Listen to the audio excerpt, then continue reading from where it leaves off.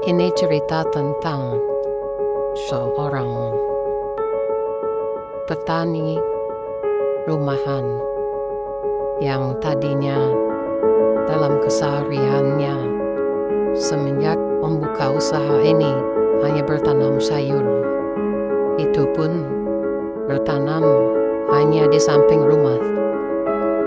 Tapi perjalanan membawa kami untuk terus berkembang dan akhirnya terjun ke dunia yang lebih luas di bidang hidroponik dan memulai usaha baru, yaitu menyediakan jasa pembangunan greenhouse, edukasi, serta menerima juga beberapa undangan dari berbagai instansi pemerintah maupun swasta untuk menjadi mentor dan memberikan sedikit pengalaman tentang hidroponik untuk masyarakat umum maupun